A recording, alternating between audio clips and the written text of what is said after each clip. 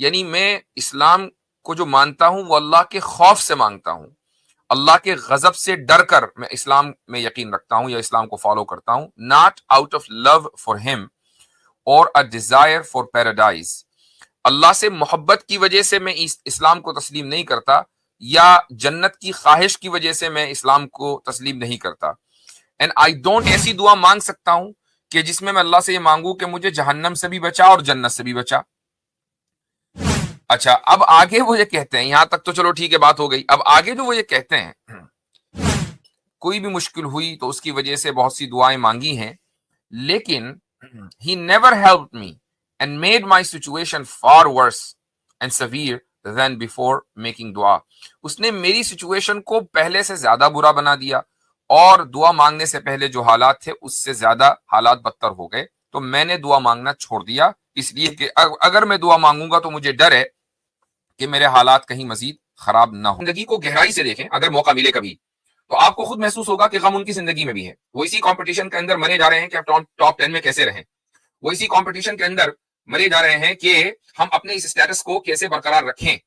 اور پھر ایسا تو ہے نہیں کہ اگر ایک آدمی بہت زیادہ امیر ہے تو اس کی زندگی میں ہیلتھ سے ریلیٹڈ کوئی مسئلہ نہیں ہے، اس کی صحت خراب نہیں ہوتی، اس کو کینسر نہیں ہو سکتا، اس کو ہارٹ اٹیک نہیں ہو سکتا، وہ مر نہیں سکتا۔ آئی فون کا ڈیزائنر جس نے انوینٹ کیا ہے، اسٹیو جابس، دنیا کے کامیاب ترین لوگوں میں سے ہے، اور اگر آج ہوتا وہ زندہ تو دنیا کے امیر ترین لوگوں میں اس کا شمار ہوتا، لیکن کیا ہوا، وہ کینسر کی وجہ سے اس کا انتقال ہو گیا۔ تو ہیلتھ سے ریلیٹڈ، اگر ویلتھ ہے تو ہیلتھ سے ریلیٹڈ انسان کی زندگی میں ایشو ہوتے ہیں، ہر طرح کے ایشو ہماری زندگی کے اندر آتے ہیں۔ یہ بات یاد رکھیں کہ مصائب آتے ہی ان پر ہیں کہ جن سے اللہ تعالیٰ کام لینا چاہتا ہے اور جن سے اللہ تعالیٰ محبت کرتا ہے۔ ایک حدیث میں آپ کو سنا دوں کہ رسول اکرم صلی اللہ علیہ وسلم کا ارشاد ہے کہ اشد الناس بلاء الانبیاء فالامثل ثم الامثل، کہ سب سے زیادہ جو بلائیں اور مصیبتیں آتی ہیں لوگوں میں وہ انبیاء کے اوپر آتی ہیں۔ انبیاء کو سب سے زیادہ آزمایا جاتا ہے، اس کے بعد پھر ان لوگوں کو آزمایا جاتا ہے جو انبیاء کے طریقے سے قریب ہیں، اور پھر ان لوگوں کو جو ان کے طریقے سے قریب ہیں۔ بھائی آپ اس دنیا کی مثال دیکھ لیجئے نا، کہ اگر آپ کو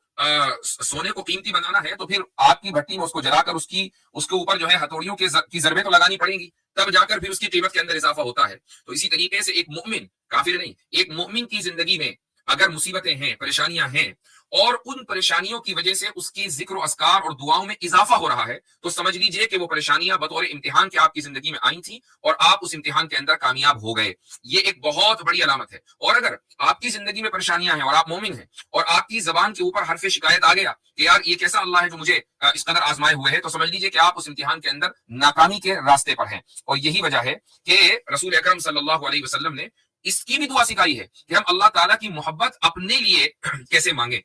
تو اللہ تعالیٰ کے حدیث کے اندر ہے ایک دعا آپ علیہ الصلوۃ والسلام نے سکھائی کہ اللہم ارزقنی حبک وحب من ينفعنی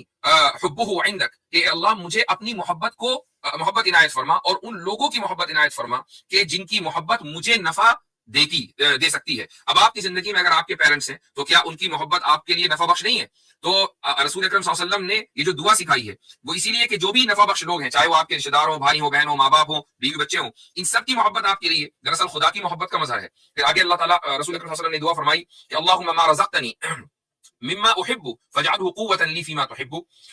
تو یہ جو بھی اس طرح کی دعائیں ہیں، ان دعاؤں کو یاد کر کے ان دعاؤں کا ورد کرتے رہنا چاہیے اور ان دعاؤں کو مانگتے رہنا چاہیے۔ ایک اور دعا ہے اسألک حبک وحب من یحبک، کہ اے اللہ میں تیری محبت کا طالب ہوں اور ان لوگوں کی محبت کا طالب ہوں جو تجھ سے محبت کرتے ہیں، وحب عمل یقرب الی حبک، اور اس عمل سے محبت کا طالب ہوں کہ جو تیری محبت کے قریب لا دے مجھ کو۔ تو یہ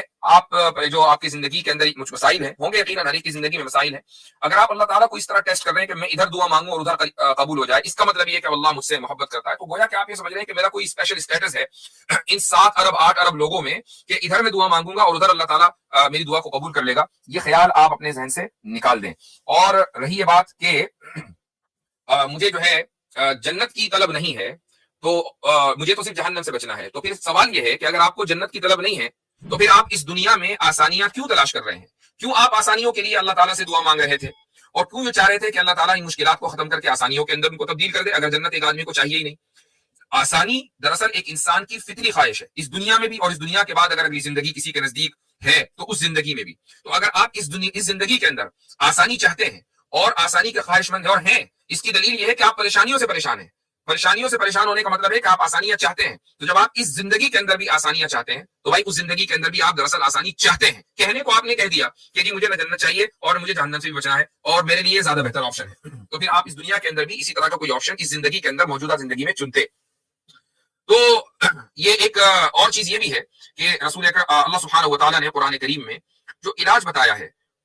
انسان کی زندگی میں ایمان کی اضافے کا, وہ ہے کہ یا ایھا الذین آمنوا اتقوا اللہ وکونوا مع الصادقین, کہ اے ایمان والو اللہ کا تقوی اختیار کرو. اور تقوی کا مطلب صرف یہ نہیں ہوتا کہ بس آپ ڈر رہے ہیں اور جناب کب کبھی تاری ہو رہی ہے, تقوی نہیں ہے, بلکہ اپنی زندگی کو دین کے اعتبار سے مکمل ٹرانسفارم کر دینا یہ تقوی ہے کہ آپ جو بھی کریں وہ اللہ کے لیے کریں اور خلوص نیت کے ساتھ کریں. لیکن اس کا طریقہ اور نسخہ کیا بتایا؟ وہ بتایا کہ کونوا مع الصادقین, کے جو صادقین ہیں, سچے لوگ ہیں, صالحین ہیں, رائچس ہیں, جن کو آپ سچا سمجھتے ہیں. ضروری نہیں ہے کہ وہ کوئی بہت بڑے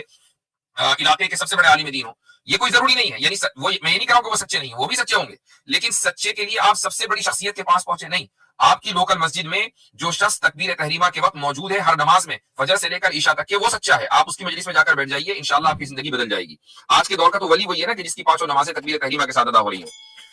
تو یہ چند باتیں تھیں, تو میں نے سوچا کہ اس چیز کو ایڈریس کر دوں, چونکہ بہت سے نوجوان اس پریشانی کا شکار ہوتے ہیں.